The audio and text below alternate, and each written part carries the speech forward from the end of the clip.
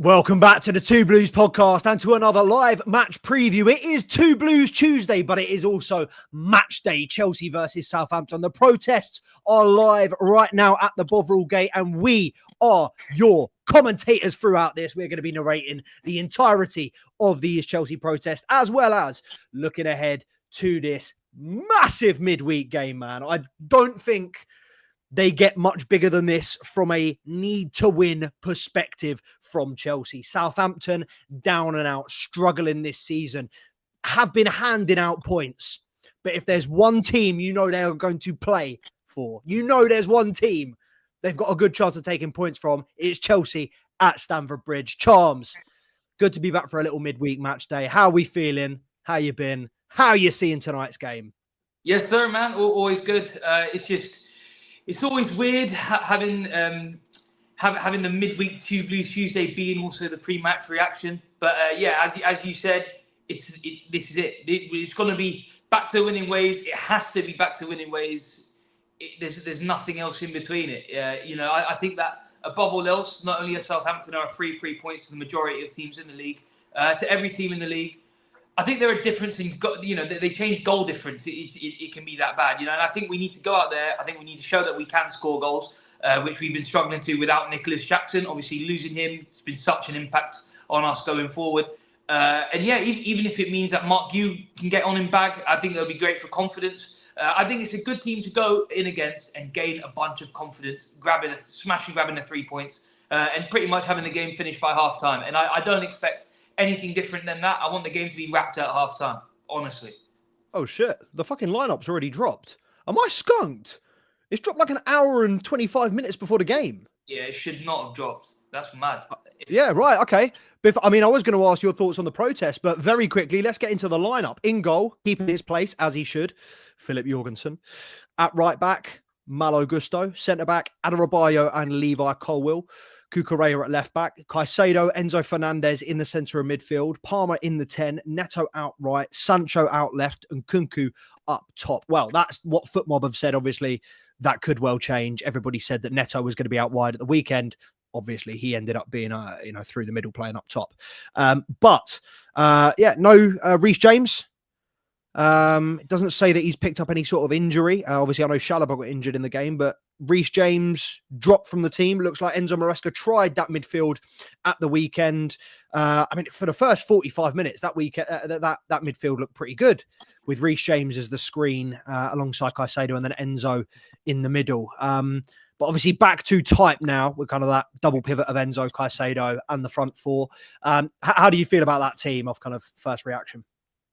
Yeah, obviously the one omission was Reece James, but I can imagine that's more of a tactical adjustment. Obviously you don't want him getting damaged against Southampton and then he's gone for bigger games. So I can understand this game needs understanding to miss. If we had a bit more about him, then yeah. But I don't know. I'm not too mad at the lineup. I'm not too mad at the team sheet. I think that it's all right for to play against a team like Southampton. And once again, with all the players listed, I'd be surprised if we didn't go ahead and win that one pretty dominantly, to be totally honest. Are you feeling confident tonight then?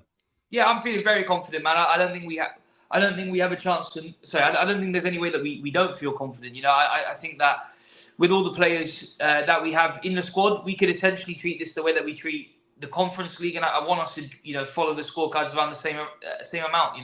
Normally in the Conference League we go in there and we easily pick up the win, come out there a lot more confident going into the more important Premier League matches. And obviously, with all due respect to Southampton, they're not Premier League level. So we got to go out there and show that. And especially if we're going to be a team that wants to compete in Europe and for the Premier League next season, and particularly long term. Yeah. So I made a short yesterday about the next 4 games. So we have, and I'm sure you're aware, we've spoken about it before, we've got an incredibly difficult run in. But the next 4 games, you've got Southampton and then Leicester in the Premier League, sandwiched either side of those 2 legs against Copenhagen. How important do you feel? I mean, given everything going on around the club right now, obviously the protests, which we will get into in a second, how do you feel about Chelsea, given that we still have 13 games to play or 12 games to play, whatever it is? How do you feel about our position this season? Do you think we are in trouble? We're still in the races? So yeah, obviously it's not ideal. I think that at the beginning of the season, if I was to be told where we were now with the run of games we had, I would probably be understanding. I think that the fact that we started so strong, we said it last week, the week before that. I think the fact that we started so strong really emphasises how badly we're finishing the season, or how badly the middle part has really been for us. It's all a rolling ball. You know what I mean? I think that football's a very confidence heavy game, although I'm not very happy right now, I think that a win followed by a win will put us on good track to keep that rolling. And I think that obviously we're lucky to have this fixture in this bad run of form. In this bad run of form and a hard patch of games.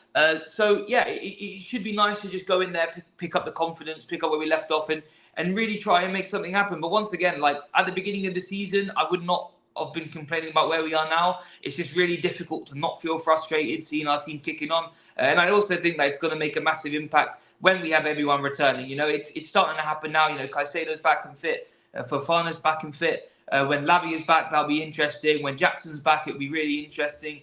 We've got some really important players out, and they're slowly starting to come back in. So it's definitely time for us to pick up the slack. Fuck. You're right. Yeah, I've just realised I've shaved a bit off my finger. That's unnecessary. I've just fucking shaved a whole lot off my finger. It's a mess. To summarise what you said, it's fucking difficult to take either side because you can see all the points. You hear both sides. Yeah. And as Chelsea fans, we have grown up with a certain weight of expectation. Yeah, for sure. What do you think? I don't know how much. I'm assuming you're aware of the protests going on today and everything. What do you think about it? So to anybody that doesn't know, and to anybody watching, so Chelsea fans, as of 6 o'clock tonight, they were saying all week, we're going to protest at the Bovril Gate. And there have been quite a few fans turned up. Not as many as have backed it on social media, which is what I've been saying for the last hour on TikTok. All fucking talk. Everyone's been going, I'll turn up on Tuesday. Piss just posted a video and there's less than 50 people there at the time that the protest was supposed to start. So we know that these Chelsea fans are not as pissed as they say they are because they're not turning up. They're not doing the work that needs to be done. But what's your general consensus of it? There are people there tonight with clear messages to the ownership. It's not about Maresca. It's not about anything else. It's to the ownership that this is not good enough for Chelsea. What do you think about this protest? Yeah, I think that the first thing I think there's a little bit of spoilt bratism about, you know what I mean? I mean, we've done so much. We've had such a wonderful modern career. And all things are bound to revert to form. I mean, I feel like the people complaining are the same people that were complaining, that we're finishing 9th and we're finishing 11th, but then we'd win a Champions League and all of a sudden everything's silenced, And I feel like we're that one major trophy away from all of this silence just disappearing. And although that it has been, quite a while since, it's been 4 or 5 years since we've won a major trophy, and it is frustrating. But I think that, with the change of ownership, everything that's happened, the 3-4 managers we've had in that time, there was a point where we had Graham Potter as our manager, and we had Todd Bowley as our owner. He didn't really fancy dipping into his pockets unless he decided it was the player.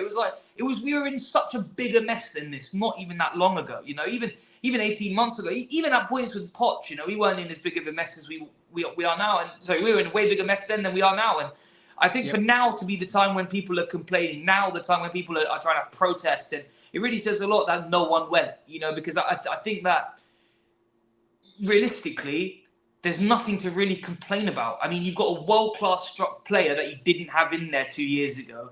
You're on a European tournament that you weren't 2 years ago. You're probably going to win the thing. You're going to end up in a better position than you did last season. Probably going to get Europa League football, whether it's through automatic qualification in the cup or positions. It's probably going to happen. I think that although people like me and you, very passionate, we speak our football off of our mind. It's not all introspective. It's given back out to a community, and I feel like our opinions to some degree are weighted, and we would be the first people that would be sitting here complaining about our club in ruin. And although that we've 100%. Done that, and we've been reactionary, and we've cried about it, and it's been horrible, and we've messaged after that 3-0 at Brighton with nothing but ... I get it. But at the same time, we've been in way worse than this, and we've come out of it better. I think that it's going to happen again. 100%. I'm with you. I know. I'll be the first to say I am a skeptical bastard. It's very difficult for me to find empathy with people. I feel like you should just sack up and get the fuck on with it. And I feel like this is the most entitled protest I have ever seen in my life. Listen, I get we are not happy. I get this Chelsea team is leaving a lot to be desired, and this ownership system hasn't worked the way that we wanted it to work.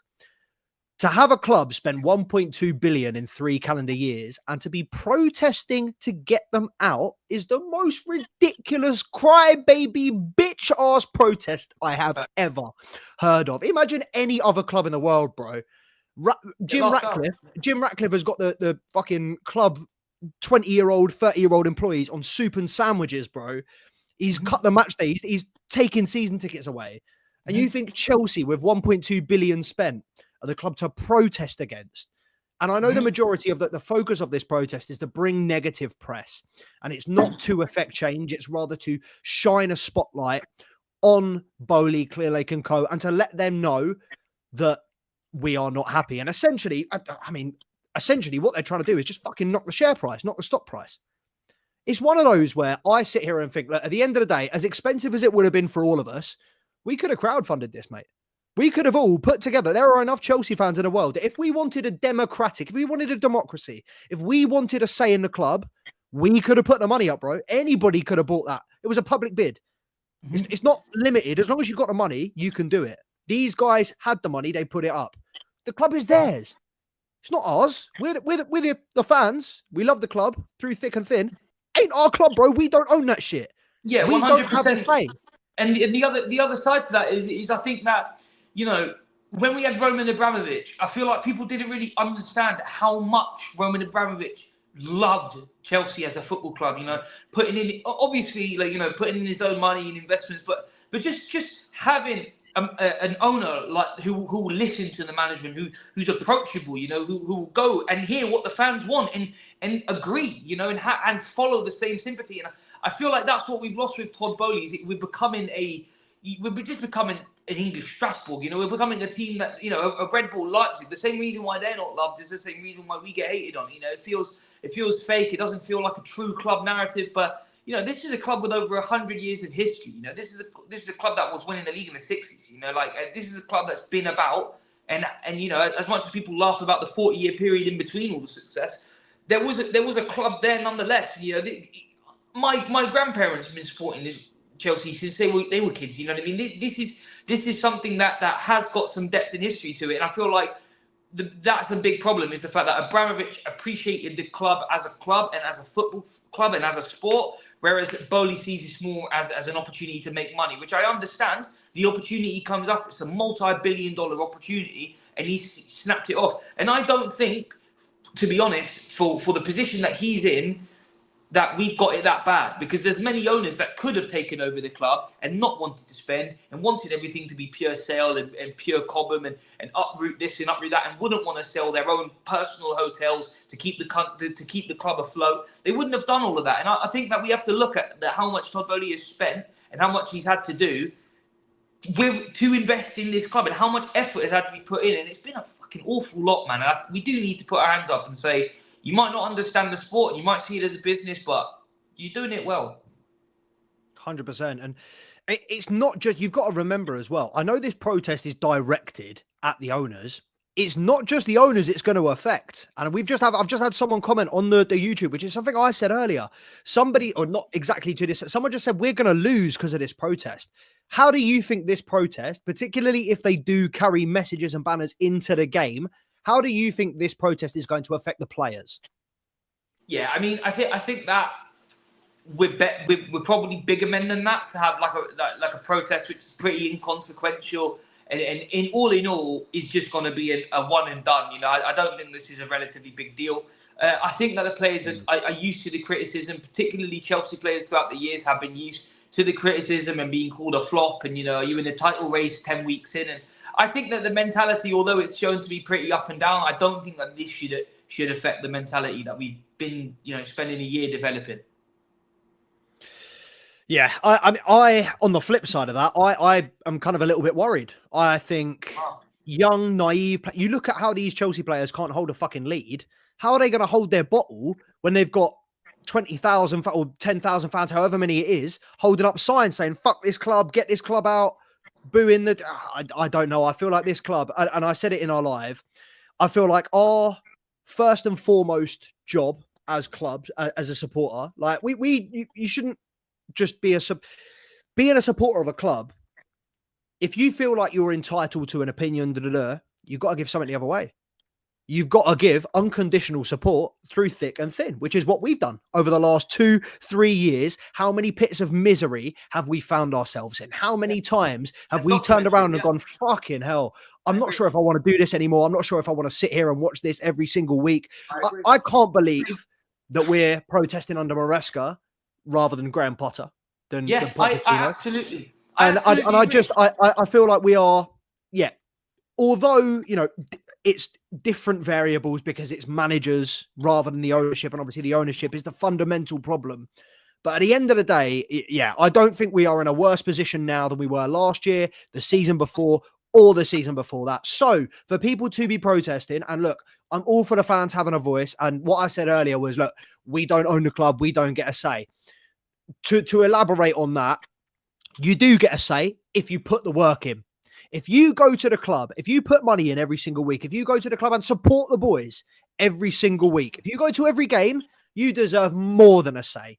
You deserve everything in the world, all the credit, all the opinion, everything. But like I said, it don't work like that. It's not a democracy. This world, if you're realizing that now as a grown-ass individual, that we don't live in a democracy, I'm sorry. I don't know what you've been doing for the last 20, 30 years of your life. That ain't how the world runs. Yeah. When Roman Abramovich was in the club, it weren't the fans' protest, it weren't the fans' shout saying, get rid of this manager, that got rid of the manager. It was Roman Abramovich going, team I love hasn't won a game in 3 months. Fuck off. Out you go. See you later. Different model, because at the same time, he was more in tune with the Chelsea fans at the time, but that was just because that was what we grew to expect. Before Roman Abramovich, Chelsea were not a massively successful club. Yes, we won a few little European trophies, Cup Winners' Cups, all of that. I'm not going to sit here like Arsenal fans and pretend that is an achievement. Realistically, we didn't really achieve anything, bar that league winning, whenever it was, 1955. Bar that league win, Chelsea did very little of note. A few FA Cups, Carling League Cups, whatever's in the 90s. Like I said, Cup Winners' Cups. Chelsea have only become, not relevant, Chelsea have only become a team with expectation and high standards. Yeah, 100%. We've been down to Division 2, something that teams like Arsenal have never been, albeit through technicalities after World War II. Don't know how they managed to get away with that. But this Chelsea club has never come from success. We've never, this feeling of entitlement that this new era, this new generation of fans has, I just feel is nuts. And you know what? I feel like such a fucking, not even an unk, bro. I feel like such an old head talking right now and saying, come on, lads, fucking pack it up. What are you even complaining for? Like, but to me, I just feel like for this protest particularly, the negatives outweigh the positives. Like, there is the club, if the club haven't listened to it, if Bowley and Clearlake haven't listened to us so far, what's going to change from a single protest against Southampton? And I guarantee you, if we win tonight, you won't hear nothing. That will be the end of it. But on the reverse of that, I can't imagine the earache we're going to have if we lose this game. If somehow we drop points at Southampton, this could get really tacky really quick. A lot of players are going to have a lot to show today, man. Especially a player like Cole Palmer. I think he's going to have a lot to do today, man. It could. And well, that's, you know what? That's what someone said that, I think, a minute ago on the Instagram. And it's been, 4 or 5 games since he scored. And that's his longest run in a Chelsea shirt, not contributing to a goal. I don't want to say it because then it's not going to fucking happen. I can see him stat padding tonight. He's a flat track bully against the lower teams. He hasn't scored in a while. Home game. We need goals. I feel like he's going to do it tonight. I feel like he's going to spearhead that. I feel like Enzo, big game for Enzo. Obviously, a little bit of a different midfield. Him having to drop a little bit deeper. I think he really liked, the freedom that he had in at the weekend against Villa. Obviously, Reece James, Caicedo, that protective kind of screen behind him gave him so much more license to go forward, which is where I think Enzo Fernandez, does operate better. I mean, he definitely looks better with the ball at his feet when he's distributing. So hopefully we can see that from him tonight. But I like the fact that he can play in that higher up role. Interested to see. I mean, I don't know if Reece James is on the bench or not tonight. Interested to see if we are giving him a rest or whatever for the cup games. But on the whole, you look at that Chelsea team, and Kunku should be bagging tonight. Palmer should be bagging tonight. Yep. Neto should be bagging tonight. Yep. And Sancho should be bagging tonight. I am expecting, not hoping, I am expecting minimum 4 goals, bro. Like, we have to go out there and it's fucking hilarious. If you want to laugh, go and watch the press conference, Enzo Maresca's last press conference. So first off, was the worst question in journalism I've ever heard. Basically, someone asked Enzo Maresca about the Southampton game, and he said, "Oh no, it's a tricky game." And the next question from the journalist was, "You just said Southampton was a tricky game, really? Honestly?" Like, how disrespectful is that from a journalist providing an unbiased opinion? But I do look, at the end of the day, it's not going to be as easy as it is on paper, but there is no, we both said it early on, inexcusable today. There's no way in which we do not wipe the floor with this Southampton side. However, Gabriel does ask the question, do you think Maresca may get sacked if he loses tonight? And while I think the answer is no, I think we're a little bit off that just yet. If Pochettino didn't get sacked after Brentford, if Graham Potter didn't get sacked sooner than he did, I don't think Enzo Maresca is on that precipice just yet. But realistically, he can't be far off. How many losses away from the sack do you think Maresca is? Well, I think it's definitely interesting because this was the one thing that, we said it once again. We've said this multiple times on this show, but Leicester fans said last season that it's the back end that you have to worry about with Maresca. When he gets figured out, how does he react? Because he doesn't adjust to the tactics. He seems to force his way into making it working. And we started to see that. I feel like the tactics haven't changed. If anything, it feels like we've got a little bit cagey. I think that, with Jadon Sancho, that's probably been the most apparent player that was dying to beat players, scoring, or assisting, goal of the seasons for us up to that point where he was able to just flick it past people and play him and go one-on-one. And the last few games, particularly that Brighton game, man, it just felt stagnant. And I think that the tactics definitely need adjusting.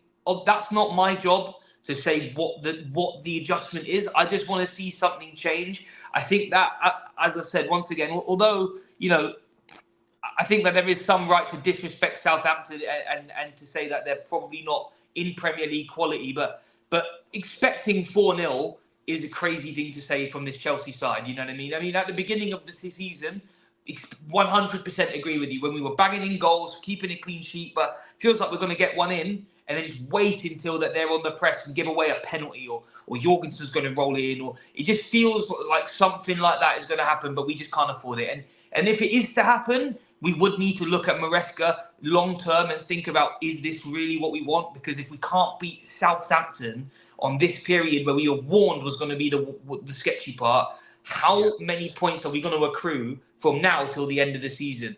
And where are we going to get those points? Because this is a hard run. We had it relatively easy up to this bit, and this is where we sludge on. I mean, you can read from now till the end of the season. We were doing it last 2 weeks. We were doing it, what does the next 5-6 games look like? But honestly, the rest of the way through is not easy.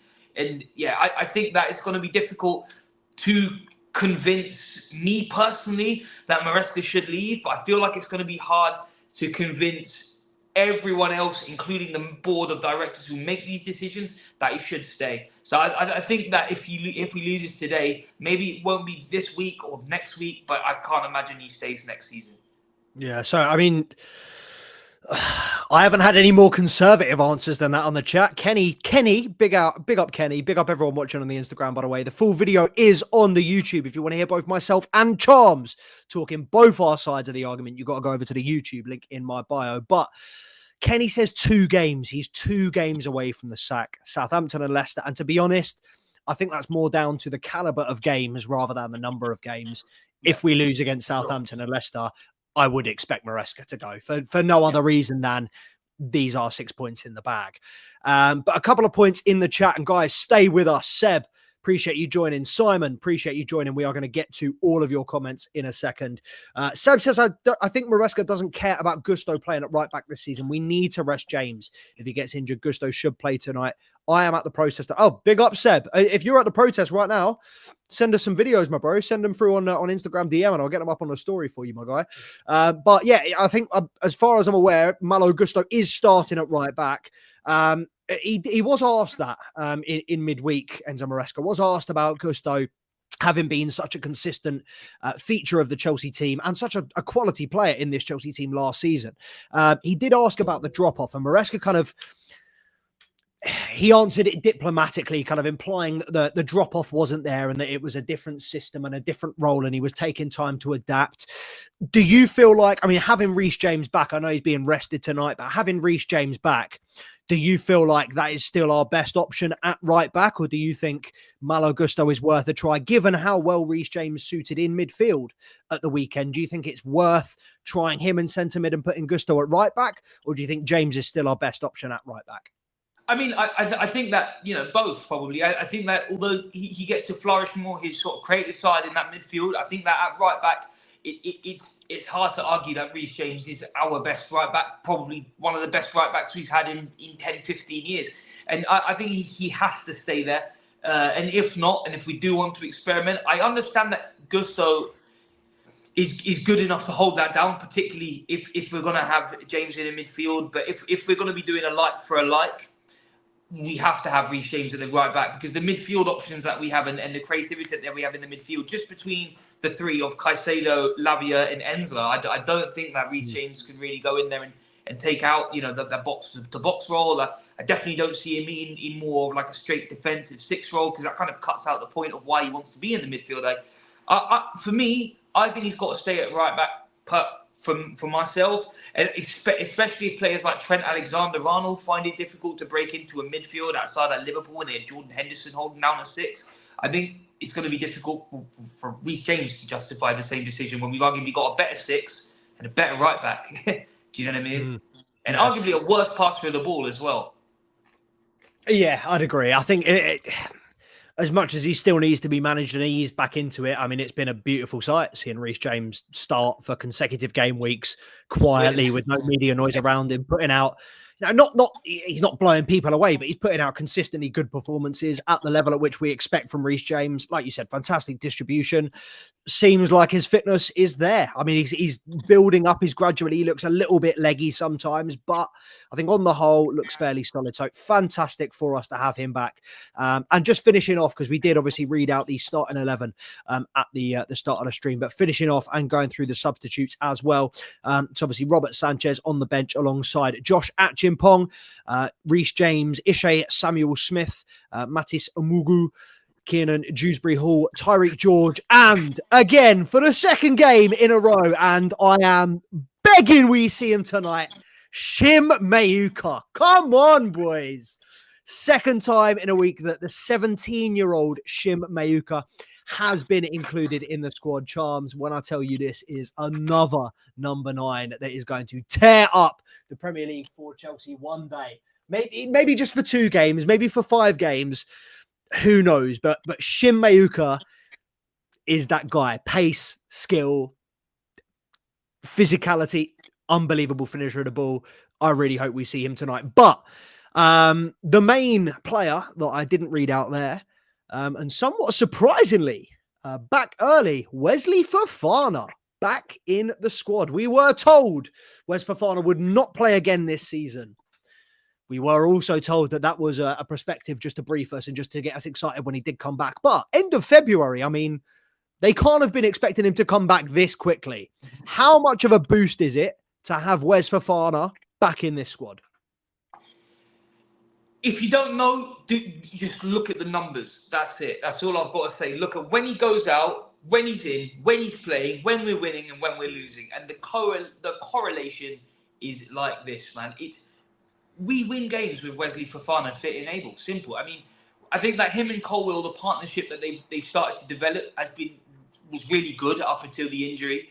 Now that we've got Chalobah back in the mix after a really great stint at Crystal Palace, it's good. I mean, I'm really excited, and it's really strange to hear that about Chelsea centre backs. I'm happy with where we are with our centre backs. I feel confident in a weird sense, and especially because Colwill has had, and we'll say it, a couple of absolute stinkers recently. He was one of my star players in the first half of the season, and the last 4 or 5 games, I think he's been absolutely shit. So it would be good to have Fofana to come in and replace that, have him next to Chalobah and see how that goes. That would be interesting.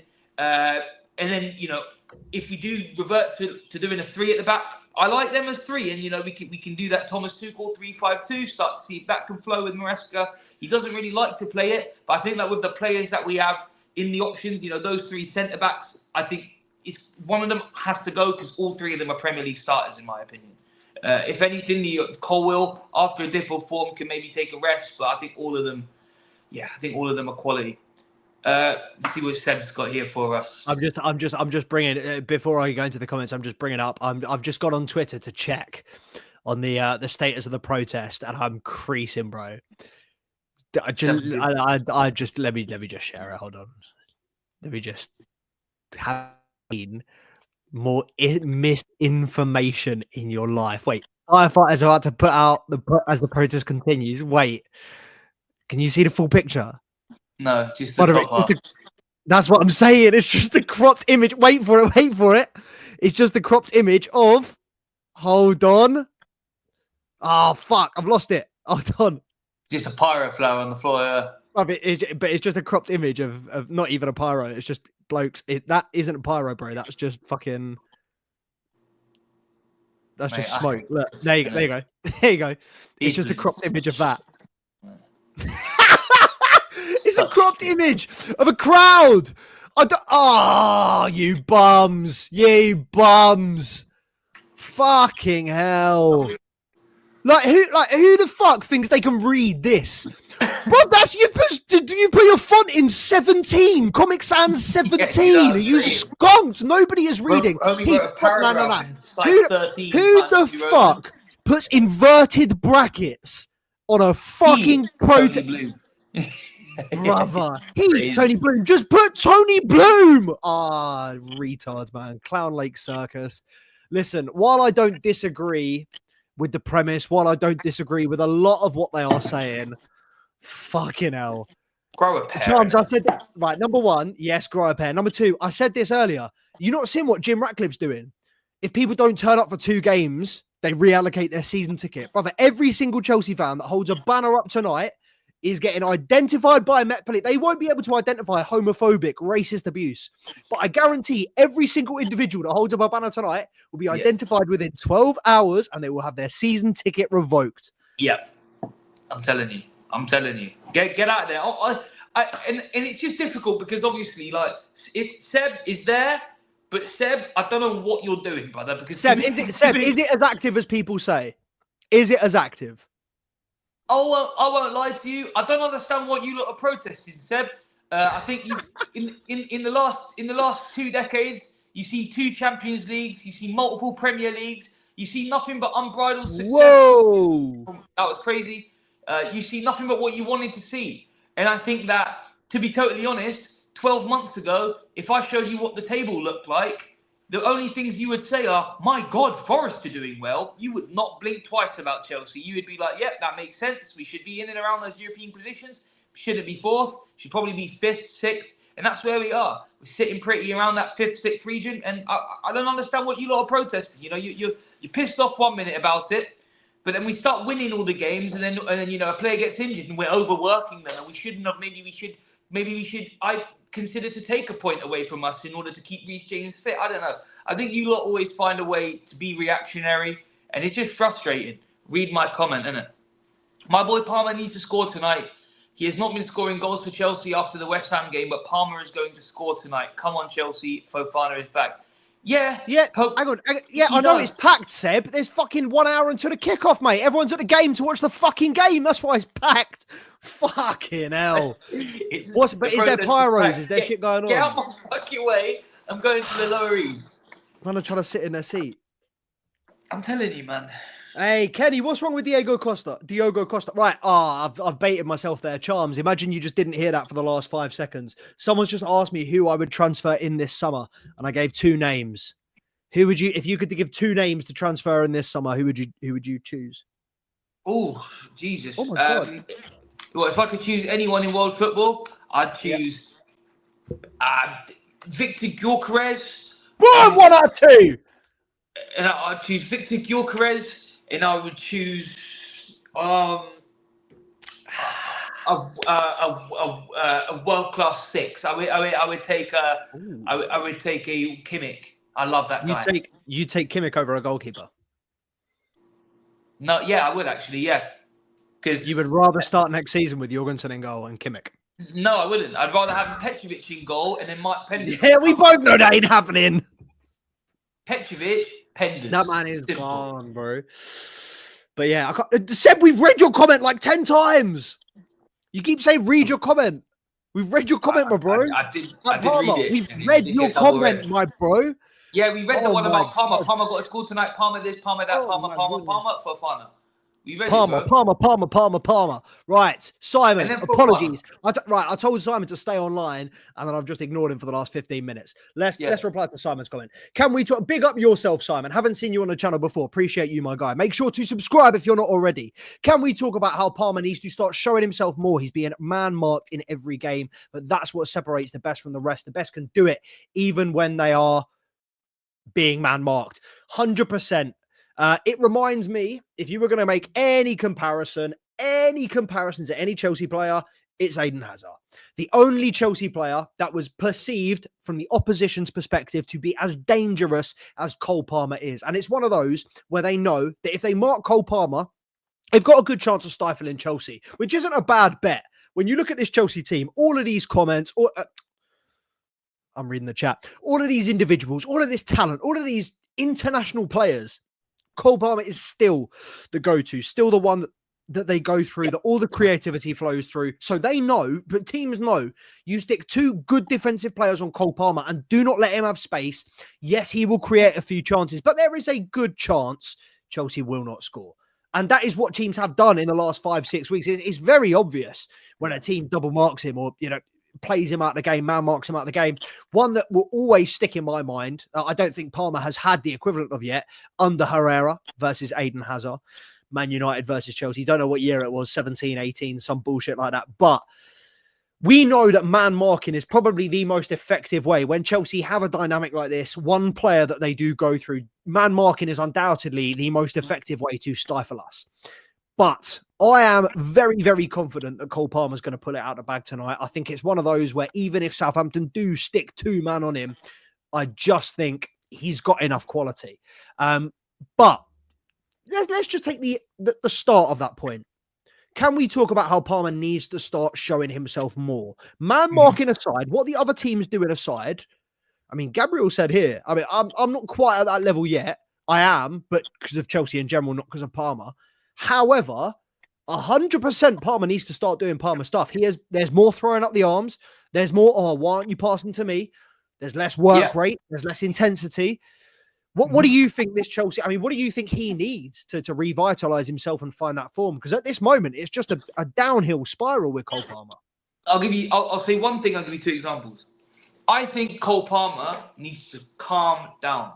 That's how he got to where he is. I think he needs to just calm down, because there was the opportunity against Brighton, ball rolls over to him, no one's around him, no space. You've got man there.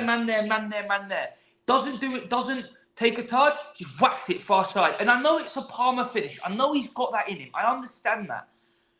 But he should be aware that he can have a touch there. He's got no one on him. You're Cole Palmer. You've got that spatial awareness and that radial knowledge. He should be able to take a touch and pick one of the 4 corners, not just hit it in the one corner that's opened up for him right then and there. He needs to calm down. The one the other day against Aston Villa, he threw one-on-one with the goalkeeper, and to his left is Christopher Nkunku. He can pass it off, just roll a soft little pass off to Christopher Nkunku, who slots it, and we're back into the game. We're 2-1 up. He could go either way. Obviously, he stumbled a little bit, but he stumbled because he was very clearly thinking a lot. in that moment. He was thinking, I'm one-on-one with the keeper. I'm going to go chip him. Oh, he's gone low to think it. And then he's tripped his foot while he's gone for it. Just calm down. Just take a deep breath and just pass that square ball off. Because the amount of times I've seen Palmer this season have that opportunity to square that ball off and not take it and bury the goal anyways, because he's got the quality to do that. We can, we can afford one or two of them to not go in for the 7 or 8 that do go in. It's the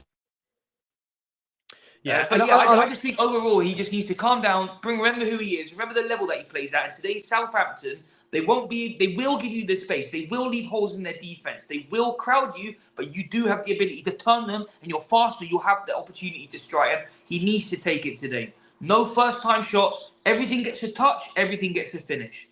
Yeah, I feel like, I feel like you're bang on, number one. But I feel like Cole Palmer gives the air of a stressed individual. And we all know that you do not do your best work when you're stressed. Everything is a little bit more rushed. Everything is a little bit more labored. And I feel like we are getting that with Cole Palmer. Like everything was so easy before. It came to him naturally. He was able to just do as he pleased with as much time. And obviously being man marked by 2 players has not helped.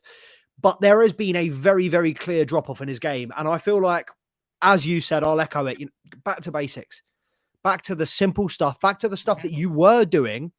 Stop trying the $1 million pass. Stop trying to drop deep and pull right and pull left. And go back to what you did when you first joined this club, when you had no expectations on your head. Yeah, exactly. And then maybe we'll start to get back to that player. He will start to enjoy playing football again, because undoubtedly he's not enjoying this.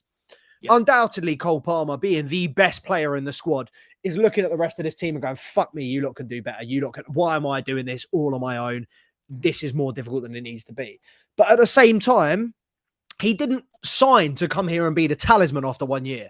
He didn't sign to come in and let everybody else do the hard work. He came in as an unproven youngster who had to put the work in, who had to put a shift in. And fair play to him, he has done that. But as we've both recognised, as well as Simon, more comments as well in the last few videos, the last few live match reactions we've done, Palmer is becoming incredibly frustrating to watch. And that is mainly because now we know how much talent he has. And he's just refusing to unlock that. But I have got to say, I think a lot of that comes down to the rest of the team. Gabriel, the fact that you've just said that he has to show up now, he signed a new deal, just reminds me of Callum Hudson-Odoi signed that £100,000 a week deal after the Bayern offer came through. And then I don't think he had a +5 performance for Chelsea after he signed that £100,000 a week deal. But I don't think it's the money for him, because he's been playing well up until the last month. Even when we were snoozing during Christmas, Cole Palmer was turning up. But a lot of it comes from the team around him. Obviously, we've said tonight that, Nkunku has got to bag. Nkunku has to bag tonight. I'd let off Sancho and Neto for not bagging.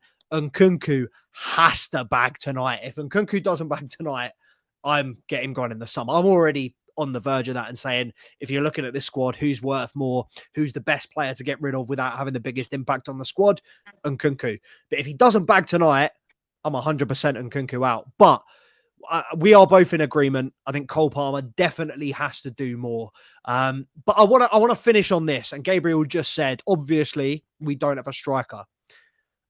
I feel like Nicholas Jackson has just shone a light on how important he is to this squad. The last 4 or 5 games where we haven't had a presence in the box, even though it's not a number 9 that's going to slam the ball into the back of the net when he gets it, he is a presence. He is a frustrating...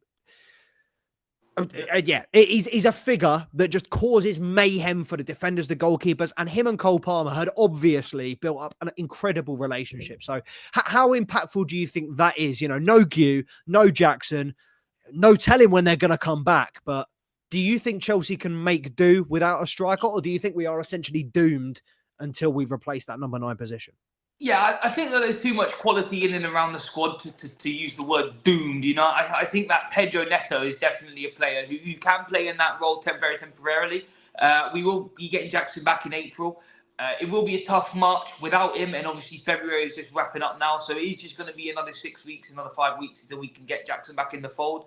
I'm excited to have him back. I've been saying to a lot of my friends who you just look at the numbers and look at the stats and look at the things that go around Twitter of the shots that he misses. But what Jackson does going forward is second to none. It's what a lot of teams are missing is someone that cares. Very obviously, always rushing at centre backs and trying to put a foot in. And although once again the finish isn't there, the work rate is just so there, and the amount of goals that we've scored from him just going and being a little bit of a menace and creating a problem. And that's where Palmer goes in and he gets the touch and he gets the finish. And I think that the push to the pull between Palmer and Jackson was fantastic. And people were talking about them like they were talking about Son and Kane for 3 or 4 weeks. I mean, I was praying that it was going to be Kane and Undertaker, bro. Do you know what I'm saying? I'm telling you, they were coming in like the truth, bro. They were coming like the Hardy Boys, bro. They had charisma on deck. But man, Jackson leaving the squad really showed how effective he is going forward in terms of the team scoring goals. I feel like when we lost Fofana and Lavia, we started bleeding goals in the back after going 1-0 up. And now that I feel like that's going to get patched up, it feels like every game's going to end 0-0 because we're not going to be able to score now because we have no Jackson. So it's just a different problem, but the same curse. And definitely essential to how this team ticks and operates. Oh, well, 1 step forward, 2 steps back. If we're used to anything as Chelsea fans, it is that mantra. But we are... Oh, fucking hell, we're ages away from kickoff. I was going to say, we're 7 minutes away from kickoff. I just remember kickoff's 8:15. Oh, leisurely evening for us, boys. Well, make sure you get your score predictions in the comments, guys. Obviously, this is a live episode.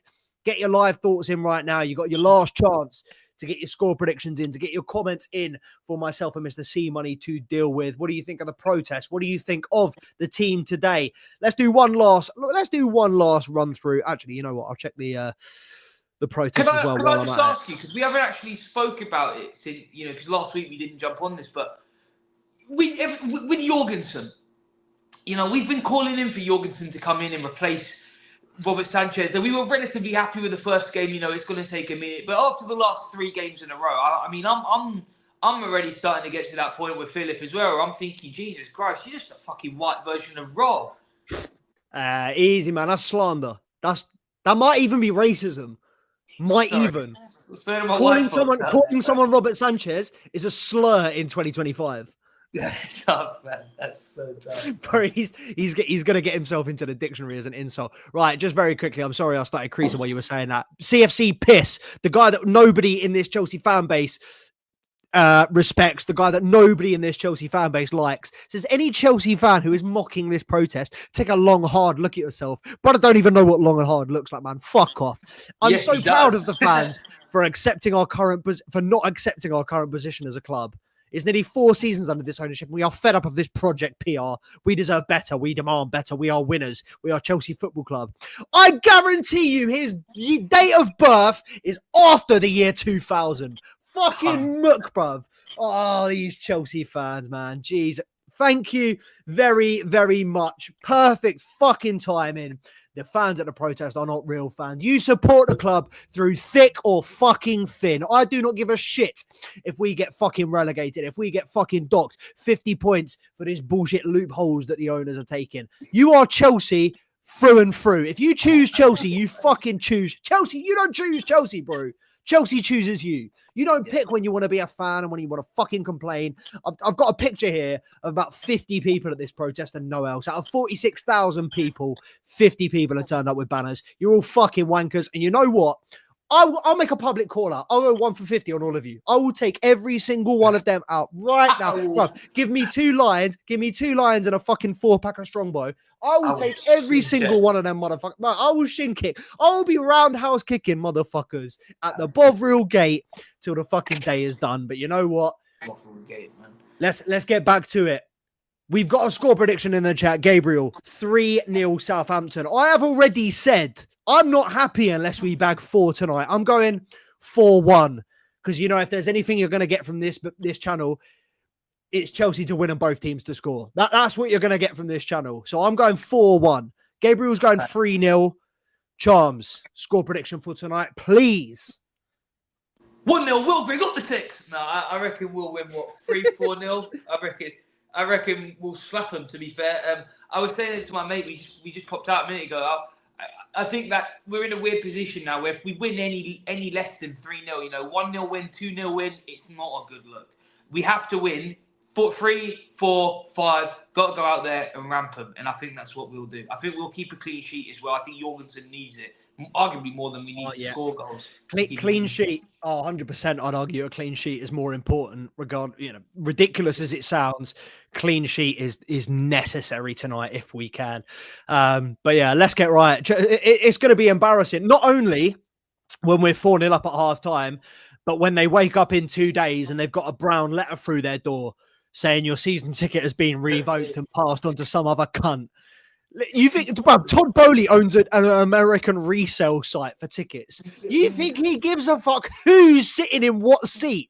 Brother, he is going to auction your shit off like a fucking police fucking evidence auction, bro. That shit is gone. Your seat is gone, bro. They're going to forcibly remove you after 40 minutes. If you've got a banner in that stadium, I'd be fucking very careful how high you put that shit up. But let us know in the comments whether you're pro-protest, anti-protest. I mean, we're both.